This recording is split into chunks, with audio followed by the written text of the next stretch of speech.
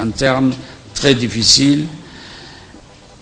La politique générale de l'État naissant devient par conséquent la construction et le maintien de l'unité nationale en faveur de la sécurité, de la paix et de la cohésion sociale. D'où le choix de notre devise unité, égalité, paix. Fidèle à sa politique de diviser pour mieux régner, la puissance coloniale a utilisé le facteur ethnique afin de remettre en péril la dignité retrouvée de notre population, qui devient désormais le peuple djiboutien. Face à ces défis, la priorité de l'État fut de poser les jalons de l'unité nationale, condition sine qua non pour l'édification de la nation djiboutienne. C'est dans cette optique qu'a été créé le Parti Rassemblement Populaire pour le Progrès, au sein duquel se sont regroupées toutes les sensibilités politiques ainsi que les mouvements de libération. L'objectif de ce mouvement étant de consolider l'unité nationale, de poser les bases institutionnelles de l'État et de faire participer toutes les communautés à la gestion des affaires publiques. La deuxième étape fut celle de la consolidation de la paix et de la démocratie, d'autant plus que le pays venait de sortir d'un conflit interne qui a engendré une situation économique et sociale très difficile.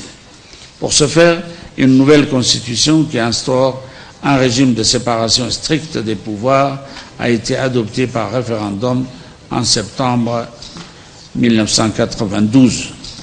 Dès le préambule de sa constitution, le peuple djiboutien affirme sa détermination à établir un état de droit et de démocratie pluraliste, garantissant le plein épuisement, les libertés et droits individuels et collectifs, ainsi que le développement harmonieux de la communauté internationale. Vous comprendrez, chers frères et sœurs, que ces principes ont guidé et guident toujours l'action des gouvernements qui se sont succédés. Pour mettre en œuvre institutionnel, il a fallu promulguer des textes juridiques adaptés au contexte qui constituent désormais la ligne de conduite des institutions de l'État et le fondement de toute action politique. Ces principes ne pouvaient produire des effets dans le contexte national de conflit interne qu'a connu le pays sans sceller une paix durable. C'était tout le sens du dialogue engagé entre les différentes parties sans aucune intervention extérieure et en conformité avec nos valeurs traditionnelles ancestrales de règlement des conflits. Cette paix retrouvée a été propice à la première alternance politique intervenue en 1999 avec l'organisation des deuxièmes élections libres, pluralistes et transparentes auxquelles ont pris part plusieurs candidats. Dès mon premier mandat, je me suis engagé auprès du peuple djiboutien à remettre le pays au travail pour le renforcement de l'unité et de la paix, le renforcement de l'indépendance nationale par l'adoption d'une politique axée sur la modernisation des institutions pour lutter efficacement contre la pauvreté de toute nature, y compris la pauvreté intellectuelle. La diversification de nos relations et partenaires économiques pour un meilleur renforcement du développement économique et social.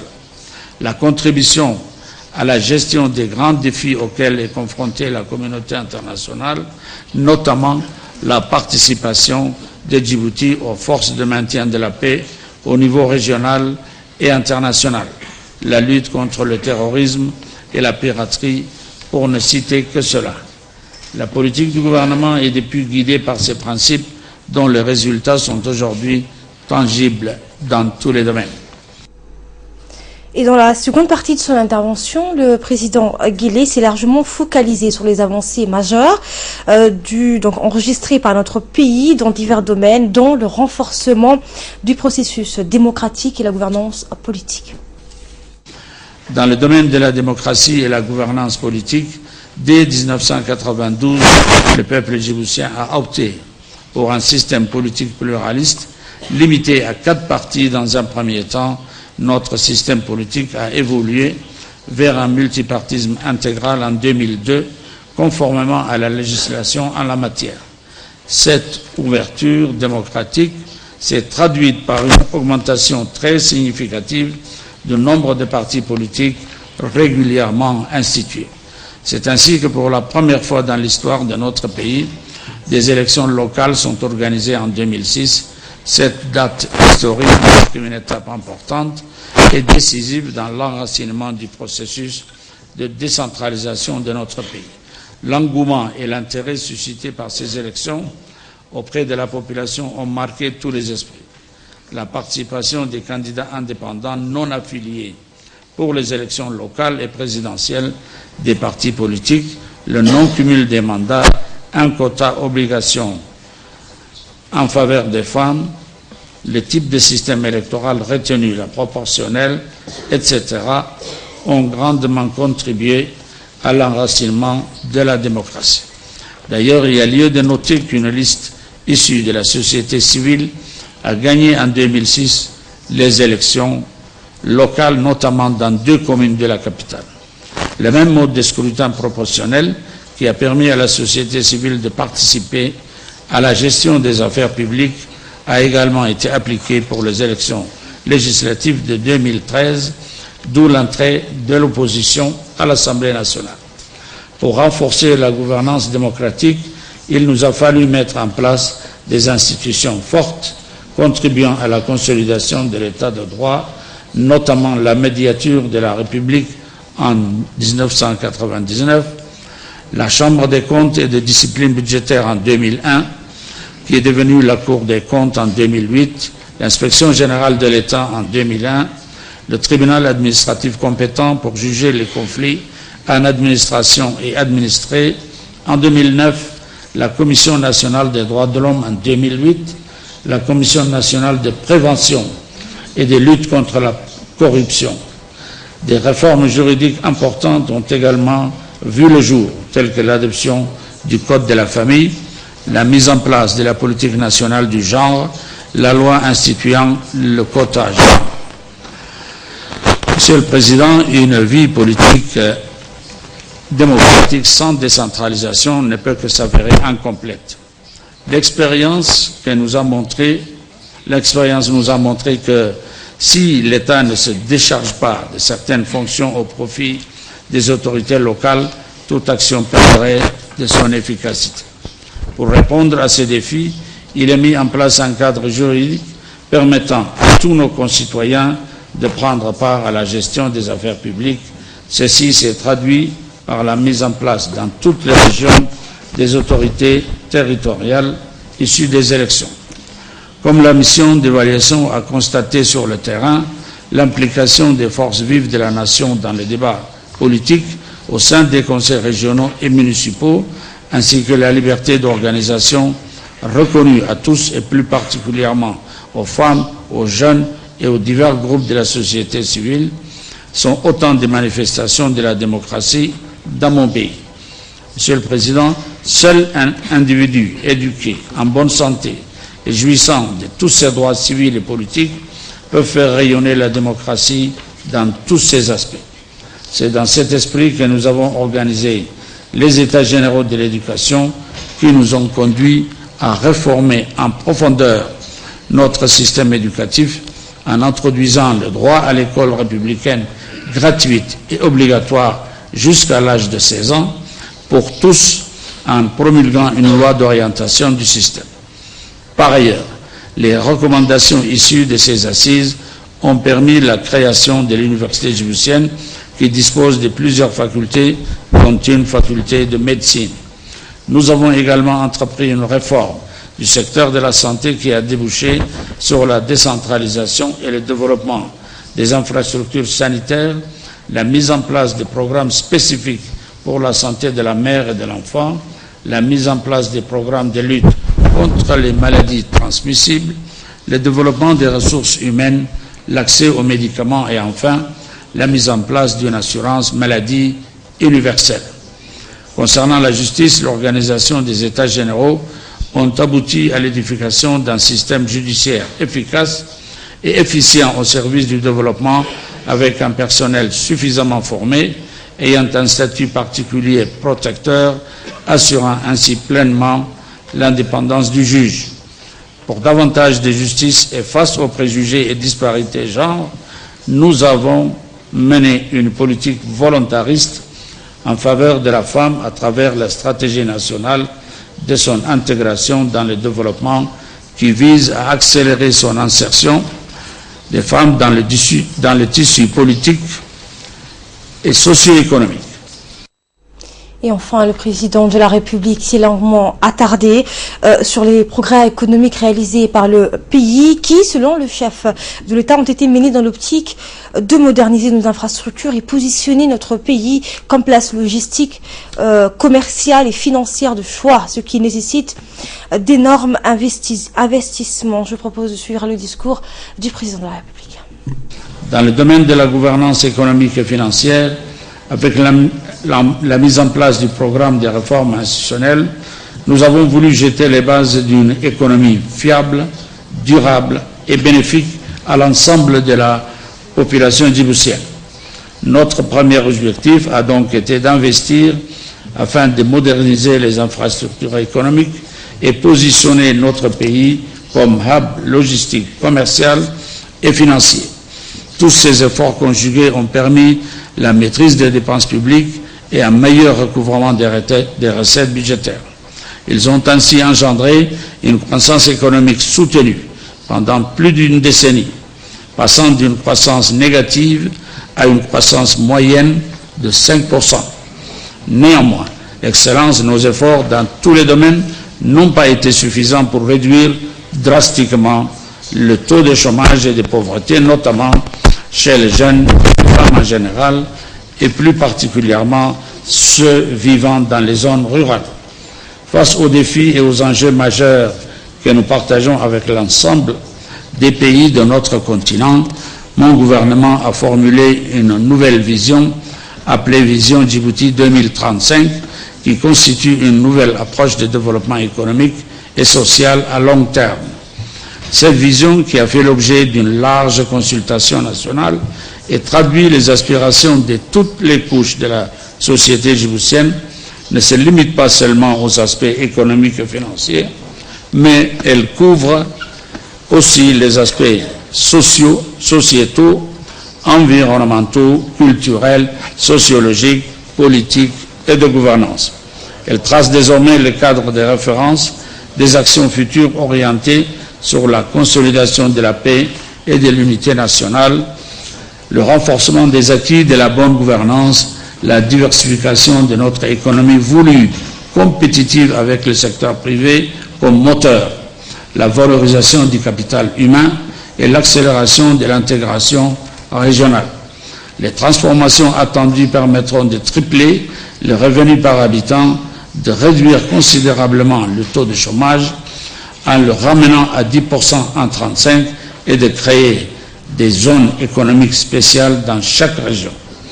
Monsieur le Président, cette vision que nous avons de notre pays et qui consiste à en faire le phare de la mer Rouge, nous l'avons partagée avec la mission du MAEP qui a sillonné la République de Djibouti et qui a, à l'instar de mon gouvernement, a à juste titre identifié les défis auxquels mon pays fait face. Par nos acquis et nos différents programmes, nous continuerons à apporter des solutions endogènes aux questions qui peuvent rester pendantes, et cela tout au long des rencontres qui marqueront les étapes du processus du MAEP. Notre ambition est de construire notre pays sur la base d'une approche participative et d'un consensus national. Notre ambition est de construire une république qui rassemble toutes les Djiboutiennes et tous les Djiboutiens sur ses propres valeurs, comme sur nos valeurs africaines, c'est-à-dire des valeurs de démocratie, de dialogue, de cohésion nationale et de solidarité. Au cours de son séjour à Addis Abeba avant l'ouverture ce samedi du 26e sommet de l'Union africaine, le chef de l'État Ismaël Omar Guelleh s'est entretenu hier avec son homologue ivoirien Al-Hassan Ouattara. Cette rencontre a été dédiée au renforcement des relations bilatérales. Le président Guelleh et son homologue ivoirien se sont accordés d'accroître le niveau des échanges économiques entre les deux pays, de renforcer leur coopération et collaboration.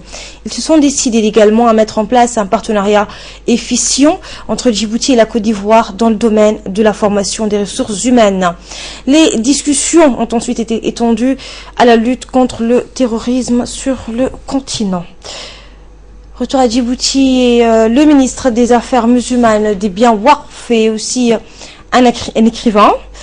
Le ministre de la Culture et des biens Waqf vient d'adhérer aujourd'hui au sein de l'Office djiboutien des droits d'auteur et droits voisins en tant qu'écrivain et homme de lettres. Une cérémonie a été organisée ce matin pour la circonstance.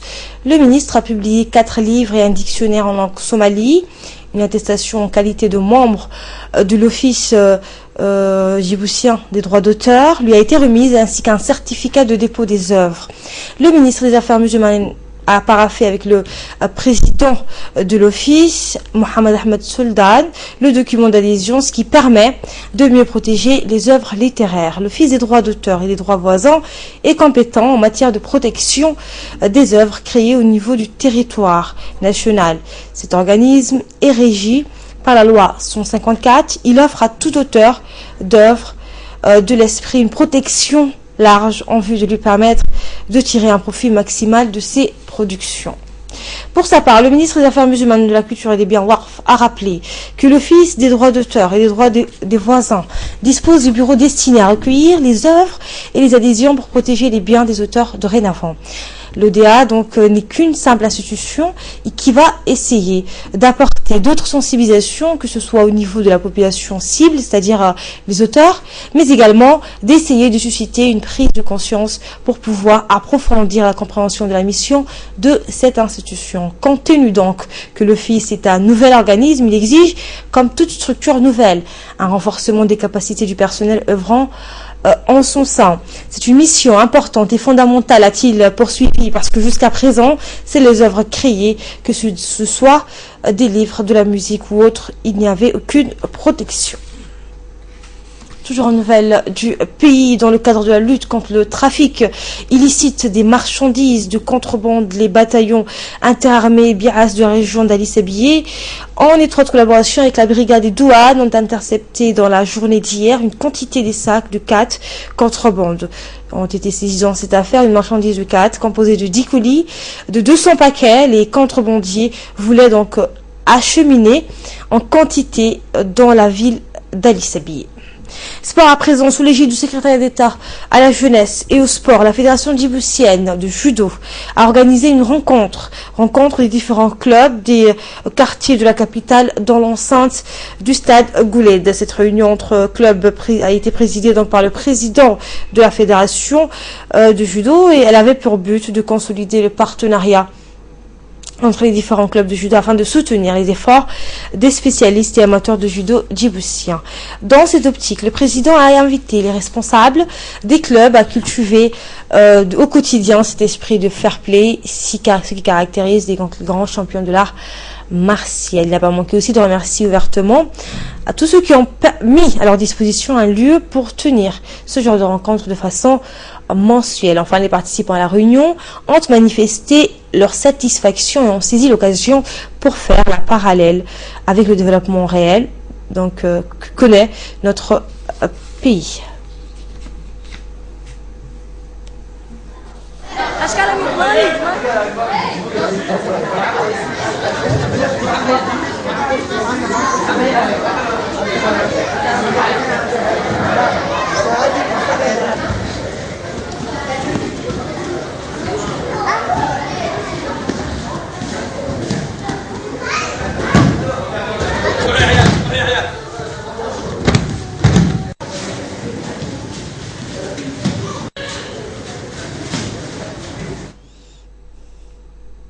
Actualité à présent de nos frontières en Somalie, un accord politique semble émerger par le renouvellement prochain du Parlement qui sera composé de 2 chambres, la chambre haute formée de 54 membres et la chambre de base composée de 275 députés.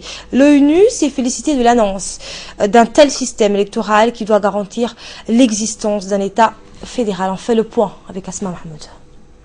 Le secrétaire général de l'ONU, Ban Ki-moon, et les conseils de sécurité de l'ONU ont salué ce jeudi la décision du gouvernement fédéral somalien de mettre en œuvre cette année un système électoral établissant un nouveau parlement fédéral bicaméral, soit composé de 2 chambres.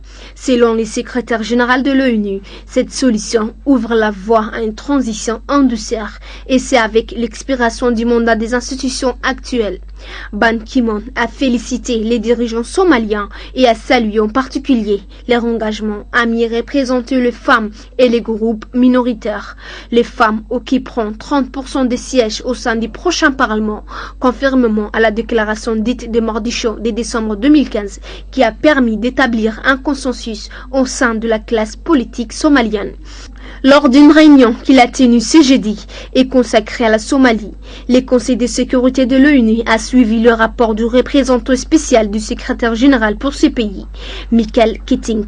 Ce dernier a indiqué qu'avec ce nouveau système électoral, la chambre basse du Parlement sera composée de 75 membres tout en conservant la formule de partage actuelle du pouvoir entre les clans. La chambre haute, quant à elle, sera composée de 54 membres sur la base d'une répartition égale aux États fédérés existants, émergents ou à venir, ainsi que des sièges additionnels alloués aux entités du Puntland et du Somaliland. Le représentant spécial, Michael Keating, a précisé que cet accord était le fruit des 6 mois de négociations et que le processus avait été mené et dirigé par les Somaliens eux-mêmes, ce qui montre selon lui la maturité du pays sur la voie du fédéralisme. De larges consultations ont été menées entre les administrations régionales, les parlementaires, les anciens et la société civile. Il a été demandé à toutes les parties de soutenir la mise en œuvre de ce processus dans un esprit d'unité nationale et de compromis. Les Nations Unies ont promis de continuer à soutenir les processus de paix en Somalie. Voilà, c'était le journal de la rédaction. Juste après la pause, on se retrouve pour le focus.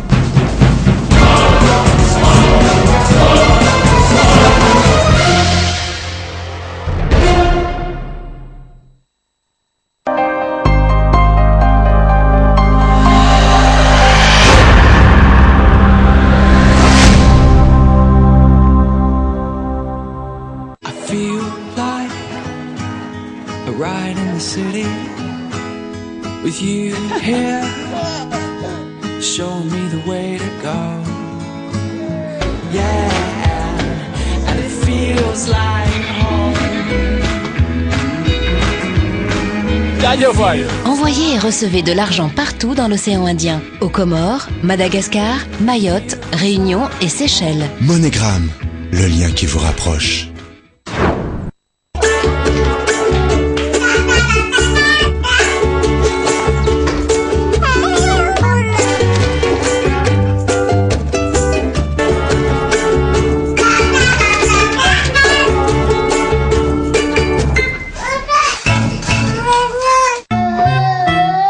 Pour une croissance saine de vos enfants, choisissez le lait Modilac, enrichi aux vitamines et en fer.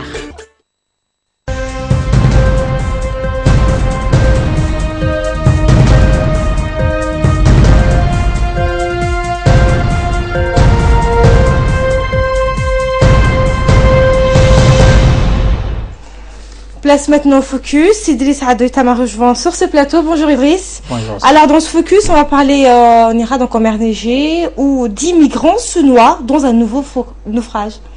Et oui, effectivement, Asma. Selon le responsable des gardes-côtes, 10 migrants dont 5 enfants ont trouvé la mort aujourd'hui dans un nouveau naufrage en mer Égée.